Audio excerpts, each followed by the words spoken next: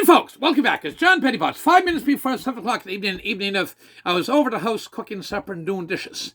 And I taught these ideas. Reading. I can't emphasize enough the value of reading to learning.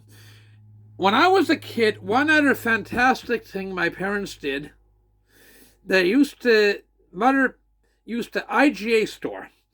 We'd buy specials there. We bought everything at a local grocery store, Howard Cash. Mother said it's not fair to buy our groceries in Antigonish when we have money in the spring, summer, and fall, and your father's laid off in the winter, charged at Howard Cash. So we bought our groceries at Howard Cash, but to be specials sometime at IGA. And we'd buy those. And over a few years, she picked up the Art Lincoln Encyclopedia. And somebody I went to school with said, well, I'll have a lot of general knowledge like yourself. I'll read an encyclopedia. Well, there's more to that. Speaking of people's reading, Bill Chisholm used to give us the Time magazines. Jimmy Chisholm and Jimmy Maddie would drop some off sometime. They got Time magazine. We did get the Halifax Herald. We always got the Halifax Herald. As scarce as money was, we always subscribed to Halifax Herald. I'm certain there's other people in the province subscribed for a long time too, but I've been reading the Halifax Herald since I've been 7 or 8 years old, literally, looking at it before that even. And said, hey, it goes back 50 plus years now. Anyhow, reading. Well, I'll read an encyclopedia and have the general knowledge you have. And people say, well, you get a lot of general knowledge. Well, yes, I have a fair bit of general knowledge. Of course, as other people have more than me, just general knowledge. But that's one of the challenges we face, in my opinion, we face in society. People have become too specialized. I'll repeat that. People have become too specialized. That's why you have so much drug addiction among dentists, sometimes sad to say optometrists,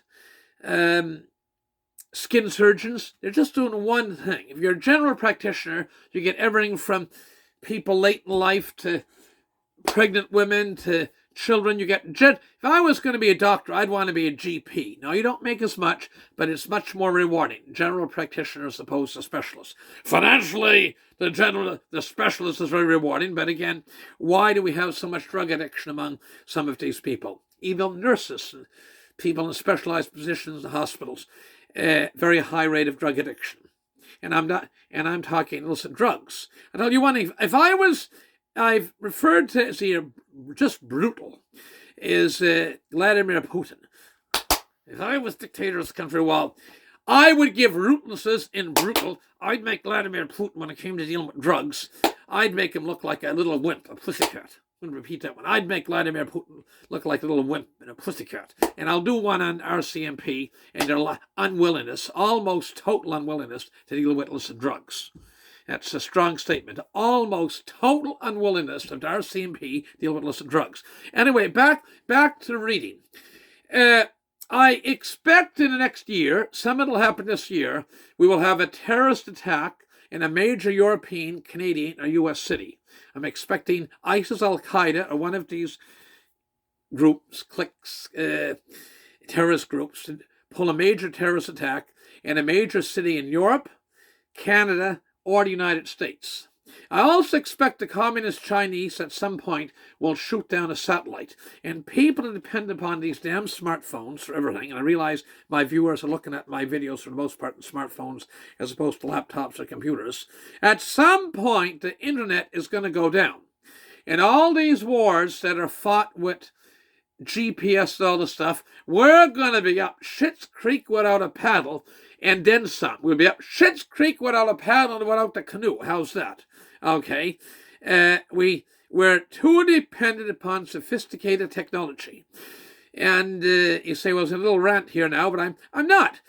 We had Colonial Pipeline shut down in the last year in the United States and was down for several days, a week plus. And they said, well, the computer was hacked. The computer system was hacked. Well, said, get the guys that manually turn the valves to run the pipeline, transfer the oil and natural gas from one lateral to another. And it's, well, all those guys retired. The new ones just know how to use a computer. I'm going to repeat that. The new ones know how to only use a computer. They can't go and physically turn. And we will have some sort of terrorist attack, cyber attack, It might be running a power plant. It might be running an oil refinery. It might be distributing natural gas or crude oil or refined oil or electrical grid. And I'm not doing this to be dark or negative. I'm just telling you. So the day that people can't type in, I've only learned how to type in the last 18, 20 months. And they take, and the day that people can't call something up on the internet on their smartphone, or smart-ass phone as I call them sometime, we're going to be in a tough spot. So the good old-fashioned reading in building up knowledge over a period of time. I've often made, and I'm not making fun of computers and people are smart with them, but I do have an expression, not the most pleasant one. You give a fool a computer, you still have a fool. Give a fool a computer, you still have a fool. I go back to some of these people that I mentioned that were illiterate, that couldn't read or write. My late father, Ruth Bonmakin, the Russian Jewish lady that built up the Nebraska Furniture Mart, which, by the way, is Ottawa, is the third largest furniture retailer in the United States. In Omaha, Nebraska, it's the third largest retailer in the United States, considering you have the Mall of America in Minnesota, and you have huge stores in New York and Los Angeles and so on. That's a remarkable feat for a lady who couldn't read or write. I think of the gentleman in Country Harbor that passed on a couple of years ago in New Numbers. He built quite an enterprise. Died in his 90s. Quite an enterprise, and didn't have the advantage of reading or taking notes. So don't ever underestimate people that can't use computers or can't read.